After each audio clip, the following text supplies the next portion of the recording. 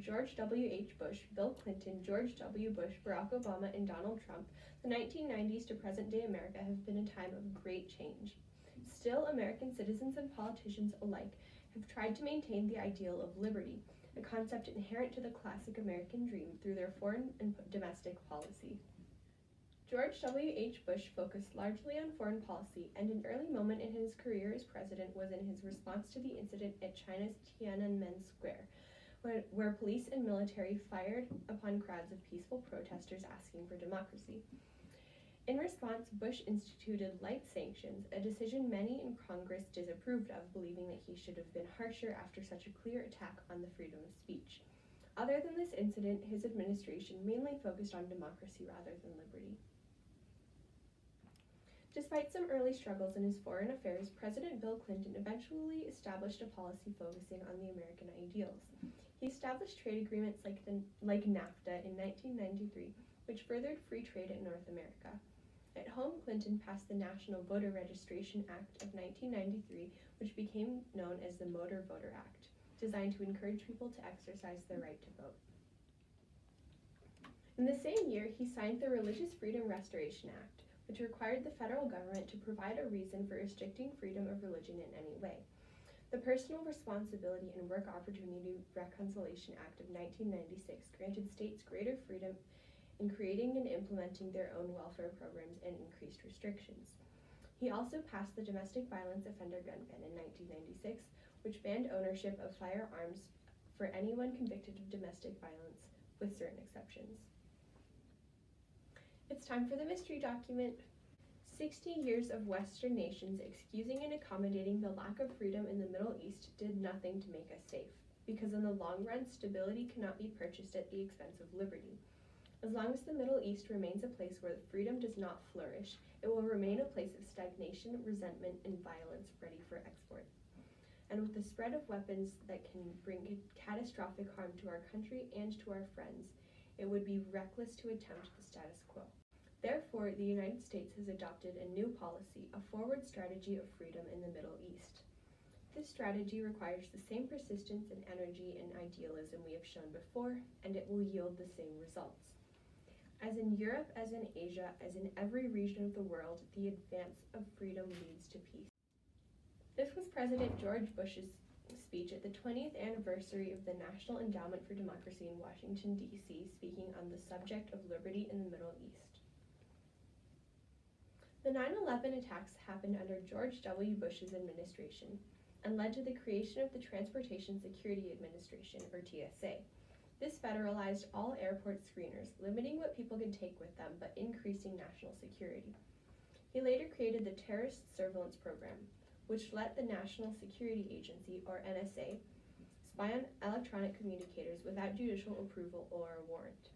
He also sent non-U.S. citizens involved in terrorism to a prison outside the U.S. under a military order that didn't allow them to challenge their sentencing and placed them outside of the Geneva Conventions.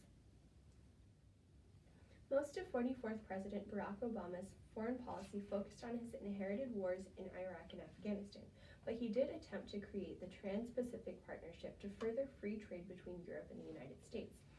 The concept was eventually dropped due to opposition on both sides of the aisle. Within America, he repealed the act that had been in place since 1993 that kept gay, lesbian, and bisexual people from joining the military if their sexual orientation was known, with the Don't Ask, Don't Tell Repeal Act of 2010. This allowed anyone to serve openly in the military. After the election of Donald Trump in 2016, his administration has focused largely on restricting immigration from Mexico and Central America. The House also passed numerous bills to address the opioid epidemic, as well as supporting partnerships with Canada and Mexico and condemning the prosecution of religious minorities around the globe. Americans have lived up to the ideal of liberty during the period between 1990 and today. We have fostered this ideal both at home and abroad through the actions of the presidents during the period and through the American people. This period should be remembered as a time of change, but our approach has changed with the times, and we continue to strive toward the ideal of liberty. Now it's time for a quiz. Question 1. What was created as a direct effect on the attacks of September 11, 2001?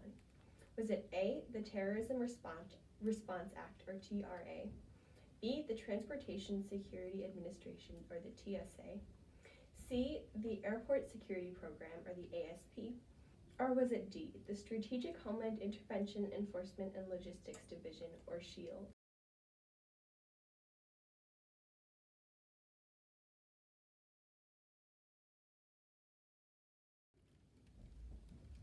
Question 2. What was the name of the act that banned ownership of firearms for anyone convicted of domestic violence?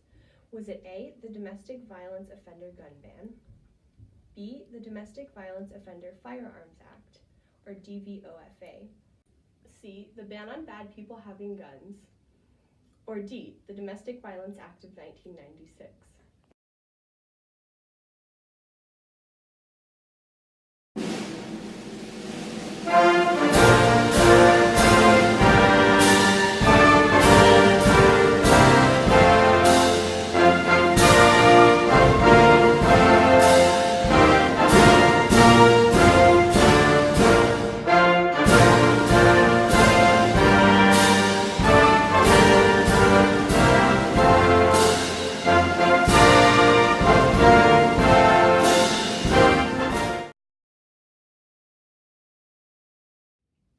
C, the Ban on Bad People.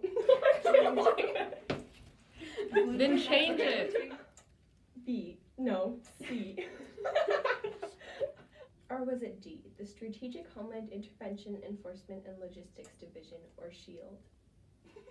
Or was it D, the Strategic Homeland Intervention Enforcement and Logistics? Changed with the what? With the time. Sorry. Most 44th President Barack Obama's foreign policy focused on his inherited wars in Iraq and Afghanistan, but he did attempt to offender gun ban in 1996 on the American ideals. He established trade agreements like the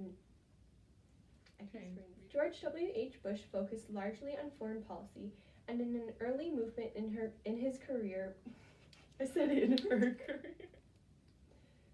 through the elections of George